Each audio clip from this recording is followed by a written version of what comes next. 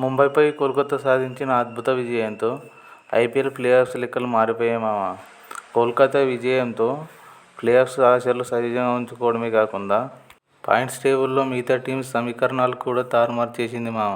ఇప్పటికే ఆ ఆఖరి ప్లేఆఫ్ రేస్ కోసం రాజస్థాన్, పంజాబ్ పోటీ పడుతుండగా ఇప్పుడు కేకేఆర్ రేసులోకి వచ్చింది మామ. కోల్కతా కనుక నిన్న ఓడిపోయి ఉంటే ఇంటికి వెళ్ళిపోయేది మామ. ఈ పరిస్థితుల్లో ఈరోజు చెన్నై, గుజరాత్ మధ్య మ్యాచ్ గురించి చెప్పుకోవాలి మామ. ప్రస్తుతం పాయింట్స్ టేబుల్ని గమనిస్తే రాజస్థాన్ రాయల్స్ 13 మ్యాచ్లలో 14 పాయింట్లు సాధించి పాజిటివ్ నెట్ రన్ రేట్తో 4వ స్థానంలో కొనసాగుతుంది మామ. అదే సమయంలో చెన్నై సూపర్ కింగ్స్ 13 మ్యాచ్లలో 12 పాయింట్లు సాధించి నెగిటివ్ నెట్ రన్ రేట్తో 7వ స్థానంలో ఉంది మామ. ఇప్పుడు చెన్నై ప్లేఆఫ్ చేరాలంటే గుజరాత్ టైటాన్స్ను జరగబోయే మ్యాచ్లో ఖచ్చితంగా గెలవాల్సిన పరిస్థితి ఏర్పడింది మామ. అయితే ఇక్కడ గమనించాల్సిన అతి ముఖ్యమైన విషయం ఏమిటంటే గుజరాత్తో చెన్నై గెలిస్తే ఏమాత్రం సరిపోదు మామ. ఒకవేళ చెన్నై గెలిచినా కూడా 14 పాయింట్లతో రాజస్థాన్తో సమానంగా నిలుస్తుంది మామ.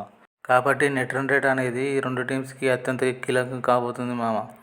రాజస్థాన్ రాయల్స్ ప్రస్తుతం నెట్ రన్ రేట్ దాటాలంటే చెన్నై సూపర్ కింగ్స్ ముందుగా బ్యాటింగ్ చేసి గుజరాత్కి టార్గెట్ ఇస్తే కనీసం 25 పరుగుల తేడాతో గెలవాల్సి ఉంటుంది మామ.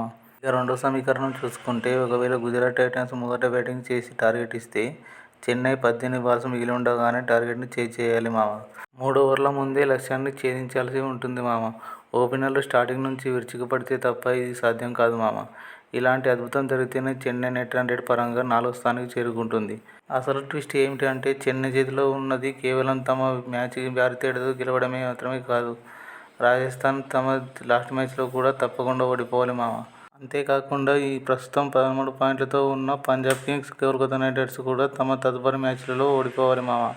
ఇన్ని సమీకరణాలను గెలిస్తేనే చెన్నై ప్లేఆఫ్స్కి వెళ్తుంది మామ. లేకపోతే ఎలిమినేట్ అయిపోతుంది మామ.